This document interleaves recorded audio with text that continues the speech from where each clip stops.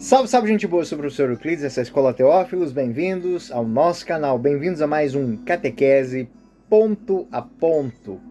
Você que é catequista, você que é professor de teologia ou estudante de teologia, bem-vindos aqui. O ponto de hoje é o ponto número 73, que vai falar para nós sobre a plenitude da salvação, a plenitude da revelação através de Jesus Cristo. Esse ponto ainda é um ponto de resumo, né? Mas que nas suas 3 linhas ele nos diz algo muito importante, algo que tanto na argumentação que eu vou apresentar aqui, quanto na explanação sobre a argumentação, vai se mostrar muito importante na compreensão dos temas anteriores, que era o tema da revelação, da aliança, da missão, do profeta, de Abraão, de Noé, de Moisés. Então, tudo isso, Cristo é o cume desta revelação. Então, ponto 73 é o seguinte: Deus revelou-se plenamente enviando o seu próprio Filho, no qual estabeleceu uma aliança para sempre. O Filho é a palavra definitiva do Pai, de modo que, depois dele, não haverá outra revelação. Nossa, é muito claro isso aqui, mas vamos entender os desdobramentos. A fundamentação do ponto 73, então, é ressaltar a plenitude da revelação. Essa plenitude da revelação divina que é plena em Jesus Cristo, o Filho de Deus, e também é enfatizado que não haverá outra revelação após ele. Esta afirmação é fundamental para a teologia cristã, pois estabelece essa centralidade de Cristo na história da salvação, na compreensão da revelação de Deus que se concretiza de maneira definitiva na pessoa de Jesus Cristo.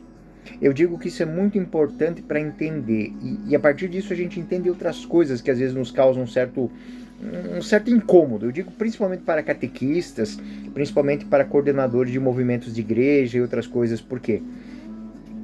Aqui o conceito passa a ter um peso muito grande, tá, gente? Eu quero que vocês entendam isso. Os conceitos, quando eu falo de revelação, né, que não haverá outra revelação, eu estou falando revelação, ou seja, aquilo que Cristo revelou é suficiente para a nossa salvação. Agora, compreensão da revelação, não, essa é cotidiana. Essa é inspirada pelo Espírito Santo a todos os momentos. Só que nesta lógica a gente tem que ter um cuidado também com os nossos conceitos. Eu já escutei assim, que a pessoa está... Deus está me revelando uma coisa. Entre aspas o que eu estou dizendo aqui, tá? Deus está me revelando. Esta revelação, de fato, ela não deveria ser colocada como revelação. Ou seja, Deus me faz, com a graça do Espírito Santo, com o meu esforço de entender a sua palavra, com o auxílio da Sagrada Escritura e da tradição da igreja, compreender uma coisa. E lembrar que o profeta não é aquele que revela, é aquele que vive. E por viver, sabe o que significa aquilo que os outros estão vivendo. É como uma pessoa que caminha muito por uma estrada e olhando para essa estrada, ele percebe que quando acontecem algumas coisas nessa estrada, acontecem algumas coisas. Chove, faz seca. Por quê? Porque ele aprendeu a observar o seu caminho, observar a sua estrada. O próprio Jesus usa essa expressão, né? Quando o vento sopra de tal lugar, a gente sabe que a chuva não vai demorar. Quando sopra de outro lugar, a chuva vai demorar. Ou seja, o profeta não é alguém que tem uma revelação, é que é alguém que consegue entender o que foi revelado. O que a natureza está dizendo, o que a atitude das pessoas está mostrando. Então ele tem ferramentas para dizer, cuidado. Mas é por viver a esperança, por viver aquilo que ele entende, o que aquilo repercute, como aquilo repercute. Essa é a lógica. Então, feito esse adendo aqui, esta afirmação é fundamental para a teologia cristã, porque ela estabelece, ou seja, depois de Cristo, a revelação dele está plena, ou seja, após ele nenhuma outra revelação. O que vai acontecer é o quê? Compreensão, entendimento, vivência dessa revelação. Então, ela é concretizada, Cristo é concretização da promessa de Deus. E essa concretude é feita de maneira definitiva na pessoa de Jesus. Outra coisa, a partir daquilo que a gente estuda de teologia, dos escritos, né, nós temos que entender os conceitos. Essa plenitude que a gente está falando na revelação de Jesus Cristo é a ideia de que Jesus é a palavra definitiva do Pai que se fez carne, habitou entre nós, e que entender o que Cristo fez é o ponto de partida para sermos cristãos. A compreensão, o aprofundamento enraizado naquilo que Jesus viu nada mais é do que compreender o que as Escrituras se concretizaram. Então, esse texto ele enfatiza que a revelação plena ocorreu através de Jesus Cristo. Hebreus 1:2 diz o seguinte: muitas vezes, de muitos modos, Deus falou pelos profetas.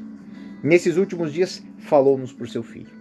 Esta passagem sublinha a transição entre a revelação gradual e a revelação plena, que está em Jesus Cristo. João 1:14. E o Verbo se fez carne e habitou entre nós. Então, a palavra que era dita pelos profetas, pelos patriarcas, pelos legisladores de Israel, agora se encarna, e é a própria palavra que fala. É Cristo, o Verbo de Deus, que fala. Isso demonstra que a revelação de Deus não é íntima e acessível que ele fez aos seres humanos, mas manifesta que a natureza divina da palavra, da promessa, ela se torna realidade. Ela é uma realidade histórica. Ela está presente historicamente entre a humanidade. E outra coisa que é muito interessante, a revelação de Jesus Cristo, ela não desconfigura a revelação do Antigo Testamento, ela plenifica, porque existe uma unidade na revelação. Santo Agostinho vai dizer que nada mais alto do que Cristo, mas que Cristo não rebaixa nada daquilo que havia sido dito antes. Essa ideia ressalta que a revelação em Cristo ela é culminada por todo o testemunho anterior. Foram os patriarcas, os legisladores de Israel, o povo de Israel, os profetas de Israel que fizeram o povo, o último profeta, João Batista. Eis o Cordeiro de Deus que tira o pecado. É a palavra do profeta.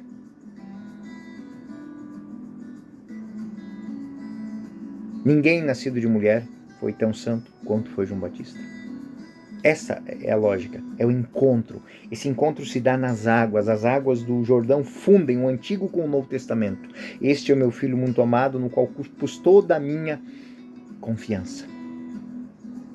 E aí se instaura o quê? A nova aliança. E o catecismo, ele também menciona a revelação de Deus por meio de Cristo, que estabelece uma aliança eterna. Lucas 22:20, né? Jesus, durante a última ceia, diz: este é o cálice da nova e eterna aliança do meu sangue, que será derramado por vós. Então, mas não é mais no templo, no sacrifício de cordeiros e de touros, mas é no sangue de Cristo, no sangue que vai ser derramado por Ele e por todos nós. A nova aliança é o cumprimento, então, dessa promessa de Deus. Ou seja, Deus, de muitas maneiras, de muitos modos, falou ao povo, mas agora Ele se torna a palavra, e essa palavra se torna realidade. A nova aliança é o cumprimento da promessa de Deus de se relacionar com a humanidade de forma íntima e pessoal. Sentar-se à mesa, chorar, comer, sentir fome, sentir cansaço. Abraçar, rir, sorrir, contar histórias. Tudo aquilo que foi feito através de patriarcas, de profetas, de exegetas, agora feito pelo próprio Deus, sentado à mesa, sentado à margem do caminho. Todas as graças e bênçãos se dão pelo toque de sua mão. Levanta-te e anda. Vá em paz e não peques mais. Lázaro, vem para fora. Não é mais uma profecia, é uma realidade. A nova aliança não só revela, mas transforma a revelação em Deus em algo mais humano, mais próximo. E aqui existe algo muito interessante, que é o centro do ponto número 73, que é a irreversibilidade da revelação. A afirmação de que depois dele não haverá outra revelação é um aspecto importante a ser explorado, né? E ele não é restritivo, mas ele amplia. O caráter definitivo da revelação também é mostrado no item 66, que ressalta a revelação de Deus por meio de Jesus. Mas ela é completada e que não há necessidade de novas revelações. Né? Ou seja, aquilo que Cristo disse não precisa ser alterado, aquilo que Cristo mostrou, aquilo que Cristo revelou não precisa ser alterado. O próprio Cristo, em Mateus 5,17, afirma que eu não vim para abolir a lei e os profetas, mas para dar-lhes pleno cumprimento. Por quê? Porque se existia alguma dúvida de que aquilo ia acontecer, eu sou a prova de que isso aconteceu. São João da Cruz, um escritor espiritual, amigo de Santa Teresa d'Ávila, irmão de alma de Santa Teresa d'Ávila, diz o seguinte: Deus não pode mais revelar-se do que ele fez, porque ele se tornou um de nós. Né? É o tema do texto da subida do Monte Carmelo de São João da Cruz. Essa ideia reforça a revelação de Cristo como ponto suficiente para guiar a humanidade até o fim dos tempos. E aí nós temos o nosso papel em relação a essa revelação. Qual é a resposta de cada um de nós? Qual é a resposta da igreja? Bom, o Concílio Vaticano II, na Dei Verbo, diz o seguinte, que a igreja não pode aceitar revelações, né? Porque principalmente que contrariam e sobrepõem a revelação de Cristo. Né? E a igreja alerta que ela deve se manifestar contra qualquer interpretação errônea, principalmente que vem por via de seitas, por via de místicos assim aleatórios, né? E que a gente tem, alguns até são algumas figuras caricatas do nosso dia a dia. Aqui no Brasil tem de monte, né? Afirmam que tiveram novas revelações, né? Que principalmente aquelas que o Senhor, o Pai me disse, o Senhor me revelou, e que se você procurar no Evangelho, nas Escrituras, aquilo que ele está revelando não existe, não é apresentado daquela maneira, nem entendido daquela maneira. Então essa lógica é uma lógica muito interessante. Então quando a igreja diz que ali não existe revelação, ela vai dizer isso, não existe revelação para mais nada após Cristo. Existe o quê? A compreensão. Existe a vivência, existe a interpretação. Né? A afirmação do item 63 do Catecismo traz diversas implicações teológicas. Primeira implicação, centralidade de Cristo na fé. Se uma fé está sendo pregada e Cristo não é o centro, é o sacrifício, é a riqueza, é a prosperidade. Não tem a ver com isso aqui. Não tem a ver com Jesus Cristo. Pode ser um novo caminho que alguém está pensando aí, mas é para a sua vida. É para quem acredita nele. Mas não tem fundamento nos evangelhos. Então, a centralidade de Cristo. A igreja, ela é chamada a viver e terminar a centralidade revelada de Cristo. Centralidade de Jesus na experiência cristã é um convite, primeiramente, fidelidade ao seu ensinamento e ao seu testemunho de vida. Então, antes de dizer que Cristo mandou fazer isso, Cristo mandou fazer aquilo, veja se lá no Antigo Testamento, enquanto ele estava conosco, alguma vez ele fez isso. Se não fez, se fez, na verdade você não está revelando nada. Você está interpretando algo que ele já fez. O Papa Bento XVI, na encíclica Deus Caritas Est, Deus é amor, ele destaca que a caridade é a resposta à revelação do amor de Deus em Cristo. Nada daquilo que fugir do amor vem de Cristo. E que os cristãos são chamados a viver este amor, esta caridade, como resposta ao amor que Deus tem por nós. Outro ponto muito importante. Primeiro é, então, a centralidade da fé em Cristo. Depois, missionalidade. Deus não faz revelação para grupinho. Deus não faz revelação para patotinha. Deus não é ruim de mira. Ele não fala pro Zé contar pro Tião. Ué, isso é mais fácil contar pro Tião. É mais fácil falar com o Tião, direto com o Tião, na vida do Tião. Ah, mas o Tião não escuta. Tá bom. Isso é com o Tião. A missionalidade da igreja não é nada mais que, reconhecendo a plenitude da revelação de Jesus Cristo, temos a responsabilidade de levar o Evangelho ao mundo inteiro. E como é que a gente leva o evangelho? Osmose axilar? Não.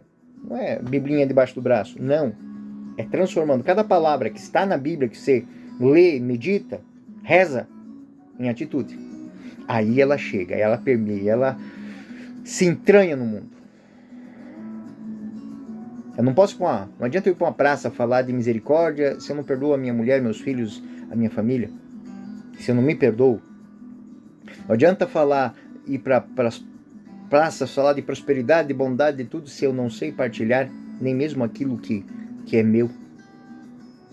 O chamado à evangelização é uma resposta, mas é uma resposta que repercute no quê? Naquilo que eu sou convicto. Falar daquilo que não acredita é o maior espaço de tempo perdido que um ser humano possa fazer na vida. O chamado à evangelização é uma resposta à revelação que foi experimentada, vivida em mim e que não pode ser guardada dentro de mim porque ela vai explodir meu peito. Então, eu partilho com os outros. Então, essa é a argumentação do item 63 do Catecismo da Igreja Católica, que destaca a plenitude da revelação em Jesus Cristo, estabelece a centralidade, estabelece que na sua pessoa e na história da salvação está completa a revelação, e esse entendimento é essencial, pois convida a acolher a mensagem de Cristo e a viver em comunhão com Deus e com os outros. A revelação de Deus, portanto, não é apenas um conjunto de verdades a serem criadas, cridas, escritas, propagadas, mas é, acima de tudo, um convite a um relacionamento íntimo e transformador, primeiro, da minha vida, da minha história. E aí, parábola não, uma frase: vós sois sal da terra e luz do mundo. Somos chamados a se relacionar com Deus e, a partir da nossa relação com Deus, transformar o mundo. Está pronta a revelação aqui. Eu sou apenas um porta-voz. Tudo que fugir disso, a igreja não vai aceitar como revelação. E nem existe. A revelação está plena. O que temos agora é a conformidade da revelação com o tempo, com o espaço, com a realidade que se aplica. Eu apenas tenho que transformar esse versículo que foi vivido pelos apóstolos, foi entendido na patrística, foi vivido pela igreja, pelos mártires, pelos místicos, pelo povo de Deus até hoje. Eu peguei esta palavra, coloquei na minha vida, vivi, transformei, refleti e transformei isso numa atitude prática, transformando que aquela palavra se tornasse carne em mim. E aí eu me tornei profeta. Essa revelação no contexto histórico vai mostrar que existe uma evolução da revelação.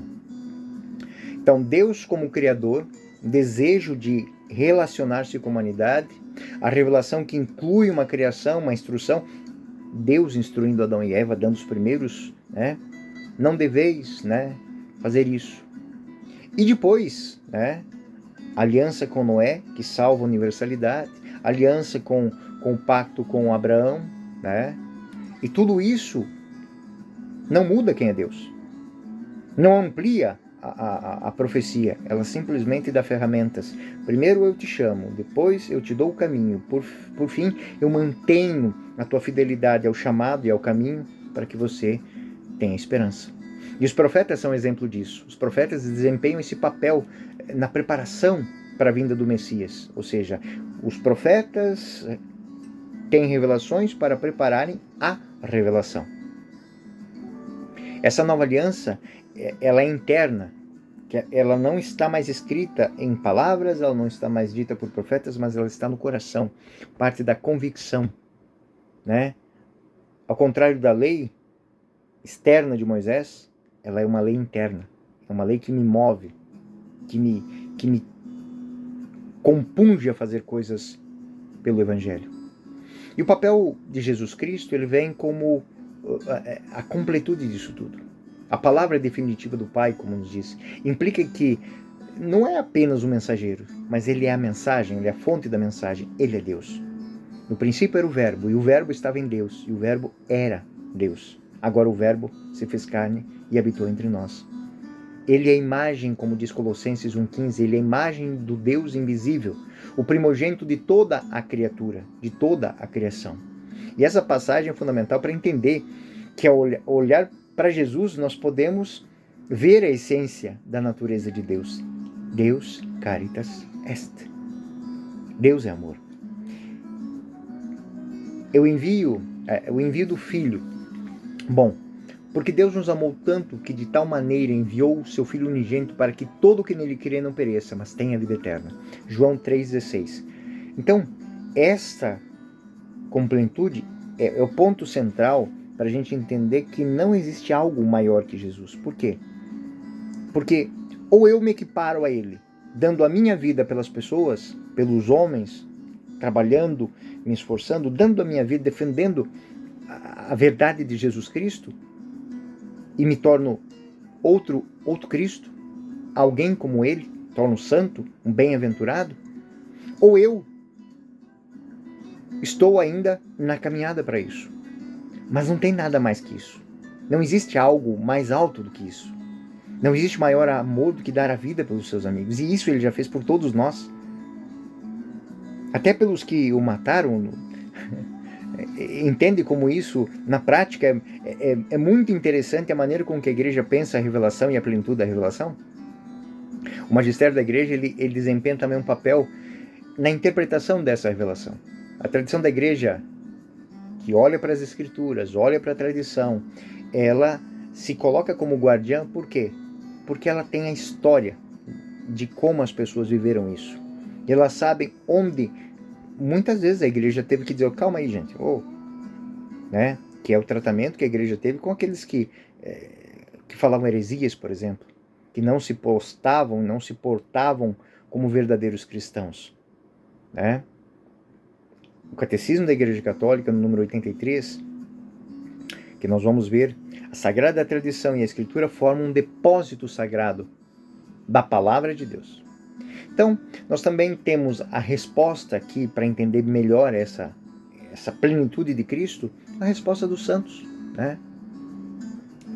A revelação, ela não tem um estágio maior do que aquilo que Cristo. Quando eu vivo perfeitamente, eu me torno santo, me torno outro Cristo.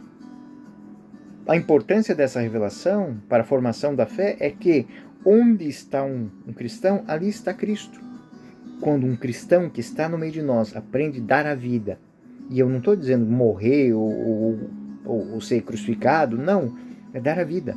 É acolher de manhã com um propósito, trabalhar para aquele propósito gerar o bem para o comum da sociedade. O teu catequizando aí pode, nessa hora, tá olhando para você e pensando, poxa vida, mas como é que eu vou fazer isso? É vivendo. Você entendeu que amar a Deus sobre todas as coisas é amar o próximo como a nós mesmos? E amar o próximo passa pelo amor que eu tenho por mim? Então, se eu não cuido bem da minha vida, da minha saúde, da minha liberdade, do meu tempo, do meu espaço, da minha inteligência, do meu físico, como é que eu vou fazer isso com os outros? Isso é muito interessante, porque isso gera implicações para a vida. A necessidade de permanecer em Cristo, independente do que aconteça. Eu creio em Jesus Cristo nas suas palavras. João 15 alertava a todos os cristãos de que isso pode acontecer. Nós vamos encontrar Jesus dizendo, permanecer em mim, e eu permanecerei em vós. Isso mostra que existe uma relação vital entre Cristo e aquele que quer viver em Cristo. Outra coisa que deve ser ponto de reflexão. Não existe revelação, não existe profecia se não existe missão e se não existe vivência da missão. A consciência de que a revelação completa em Jesus Cristo impulsiona a igreja, me leva a mensagem, e levar essa mensagem para o mundo faz com que eu modifique a minha vida. Modifique, transforme. A evangelização é a resposta a esse amor de Deus. É um chamado a partilhar a verdade e a revelar isso com os outros povos. Bom, em suma, em conclusão, esse número 73 é extremamente útil como ponto de estudo para os catequistas, para falar aos catequizandos sobre propósito de vida. Sobre propósito. Não falta nada para a gente ser santo. Não falta nada para a gente fazer o mundo melhor. Só falta uma coisa em nós. Ouvir, meditar viver e proclamar. Simples assim.